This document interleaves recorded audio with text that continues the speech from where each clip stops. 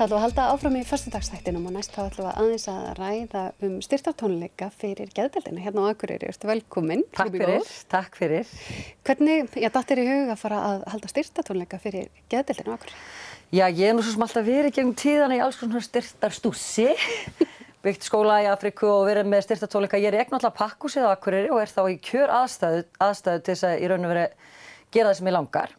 Hef styrt aflið og langveik börn og fleiri og hef haldið svona tónleika þegar að vera nálgast til jóla.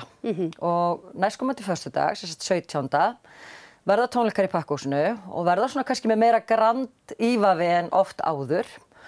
Og tilgangurinn í raun og veru, mér vantar reynda titil.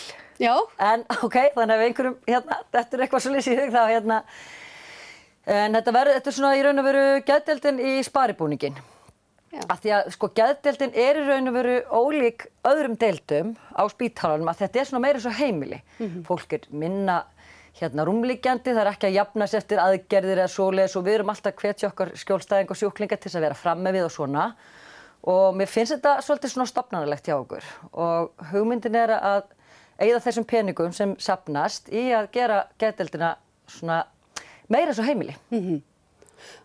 Hvaða máli skiptir það? Að sjálfsögðu skiptir það öllu máli. Ég líka að vinna þetta með listafólki hérna í héraði og búin að fá gefins bara málverk og púða á teppi og ég þarf einhvern veginn að koma þökkum til allar þessar fólks þegar þessu öllu lokið. En auðvitað viljum við hafa fallegt í kringum okkur. Og ég held til dæmis bara fallegt málverk hérna með fallegum, mildum litum getur bara gert ýmislegt fyrir manneskjuna á hvaða hátt sem sem hún túlkar það, skilurðu mig. Mér var svolítið magna, ég var að taka upp þátt í vikunni þar sem ég var að tala málefni geðlækninga og lögreglunar. Það var einn hjúkrunarfræðingur að segja við mig, hann vann sem sagt á krabbameinsdeildinni einu sinni sem hjúkrunarfræðingur og það kom alltaf konfekt jólin. Og það var verið að maula þessa stafla af konfektinu fram í svona mars-apríl. Svo fór hann að vinna á geðdeild og beið spenntur eftir konfektinu sem aldrei kom. Já, Árið 2004. Já, þetta er einhver ár síðan. Ég ekki alveg sammála þessu, En maður má kannski segja að okkar umbun felist ekki beint í konfektkassa, heldur bara kærleika. Nei, þá átti hann við goggunarröð sjúkdóma í virðingastiganum. Já, það getur vel verið að það sé svoleiðis en við fáum þvílíku bréfin frá okkar sjúklingum þegar þeir útskrifast og svoleiðis. Auðvitað er það ekki alltaf þannig en ég tek fram yfir þú ert frábær, takk fyrir að vera til staðar fyrir mig. Frekar en konfektkassan, auðvitað það væri gott að maula því, en ég skil hvað átt við með því, Og það er alveg verið að tala virðingastiga, eða þegar kemur að sjúkdómum, þá lítum við ólíkt á það. Við gerum það sem samfélag, við erum ekki með nákvæmlega sömu hugmyndir krabbameinssjúkling eða þann sem er á geðdeild og þar að leiðandi, ef maður einmitt að velta fyrir sér mikilvægi þess að það séu styrktarsafnanir og vera að gera hlutina sem þarf á viðkomandi stað. Já, auðvitað náttúrulega hinn almenna orðræða í samfélagi náttúrulega víða er pottur brotinn, í geðheilbrigðismálum. En mér finnst líka allt í lagi að benda á jákvæðu hlutina. Það er fullt af fólki sem er að vinna þessum málefnum. Auðvitað myndi málaflokkurinn þurfa meiri peninga og það þyrfti að vera miklu víðara samstarfin í framhaldsskólum og skólum og heilsugæslum og þarfmyndugötum. Ég er ekki að fara til þá sálma hér. Þetta er miklu frekar að fagna því góða fólki sem kemur að þessu störfum. Þetta eru álagsstörf og svoleiðis og ég get lofað því að nú veit ég það að mitt samstarfsfólk, hjúkrunarfræðingar og læknar muni hjálpa mér að undirbúa.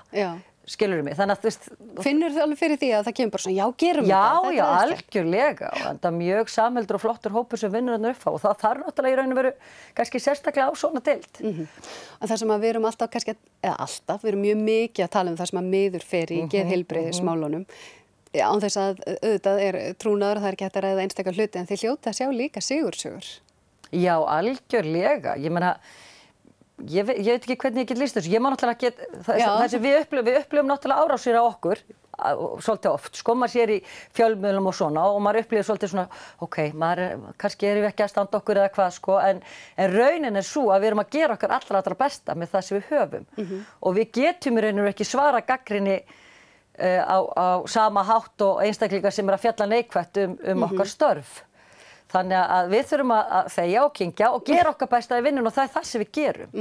Og sigursögunar eru bara ansi margar. Það er fullt af fólki sem kemur mjög veikt inn til okkar og lappar út beint í baki og á móti sólinni bara. Þó ég svolítið væmi að það er bara svolítið svoleiðis. Þannig að þetta er líka gefandi, þetta er ekki bara...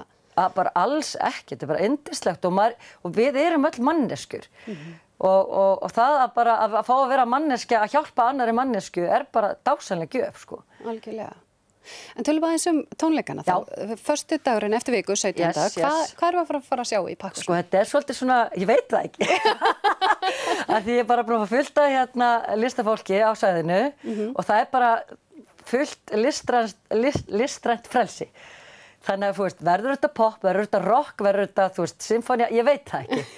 En ég er búin að fá til liðs við mig hérna nokkuð nöfn sem ég get alveg hent fram, sko. Já, komdu með það. Já, Lára Sóla Hjalti ætla að vera með okkur og hérna Villi Vandræðaskáld og Hildur ætlar að vera með eitthvað óvandatriði. Já. Hún var svo glöð að þurfi ekki að vera kynnir, hún alltaf beðið mig að vera kynnir, þannig að hún var rosa spennt að fá að vera með atriði. Og svo ætlar Ívar Helgason að gera eitthvað og Elvar Jónsteins og hérna Þór Sig og svo eru 2 atriði sem ég ætla bara að bíða með að kasta fram núna. Þannig að þetta verður svolítið svona eins og a box of chocolate, því voru nú að tala það, eins og Forrest Gump sagði, þú veist ekkert, vitum ekkert hvað við munum fá. Já. En þetta verður rosalega skemmtileg stemming, það verður bara seríur og kerti, fólk má taka með sér drykki. Og það verður kaffi í boði fyrir alla og það verður kannski líka einhverju drykkir. Þetta er svona hluti sem ég er að púsla saman þessa dagana, ég er að leta samstarfsaðilum og náttúrulega líka sko það er ennþá smá laust pláss ef það er einhver sem hefur áhuga á því að tróða upp. Já, bæði tróða upp eða koma með einhverja aðra nálgun. Já, það má bara, þú veist, súludans, whatever, sko, það er allt í boði. Er súla í pakkhúsinu? Já, það er nóg af þeim. Þannig að þetta er svolítið svona, þetta verður bara svona óvænt. Já. Og líka í raun og veru fyrir mig sem er að reyna að skipuleggja þetta, sko. En þetta hvers vegna, ég var nú bara að spyrja það svona persónulega spurningar á lokum, hvers vegna rennur þú ofta að standa í þessu? Ég fylgdist nú með þér hérna að byggja skóla í Afríku og endalaust mitt í einhverjum söfnunum hér og þar fyrir þessu og hinnu. Hvers vegna gerur þetta? Ég er náttúrulega ofvirk, sko. Já. Við byrjum þar. Nei, en þetta er bara svo gaman. Og ég er svolítið svona, ég er alltaf að sletta eitthvað ensku, dúer í eðli mínu. Já. Sumir fá rosa góðar hugmyndir og framkvæma þær ekki. Ég fæ góðar hugmyndir og ég framkvæma þær. Það er bara svolítið svoleiðis og ég er bara gaman að því. Og það er líka gaman að finna hennar meðbyr, Hilda. Það er alveg sama í hvernig ég hringi, það er allir bara já. Og ég gef eitthvað, já. Og ég kom að tróða upp, já. Þú veist, ég kemst í miður ekki. Hilda Örvars kemst ekki. Hún sagði, heyrðu, mér langt að gefa miða á tónleikarum hérna á geisladiska sem getið selt eða verið með upp á það eitthvað. Þannig það eru allir bara já og það er dásamlegt. Þannig að þetta samfélag okkar er nú kannski líka þráttur að það sé svolítið geggjað. Þá er það bara svolítið yndislegt. Mér finnst þetta vera eins og ein lítil fjölskylda, sko, þannig séð. Og það er alveg sama hvort ég sé að tala um eitthvað fólk sem þekki eða þekki ekki. Ég kynni mig bara og skýri mitt mál og fæ bara mjög jákvæð viðbrögð, þannig að það er ekkert út á það að setja. Hvar getur fólk fylgst með? Hvað gerist? Er eitthvað hægt að sjá á Facebook síðu? Já, ég þarf eitthvað að fara að búa til viðburð. Gera viðburð? Fylgjast með á pakkhúsinu? Ég gerir viðburð og bara allir að deila. Það náttúrulega skiptir öllu máli. Og ég meina húsið tekur alveg upp í 140 manns og ég vil eiginlega sjá 140 manns þarna inni.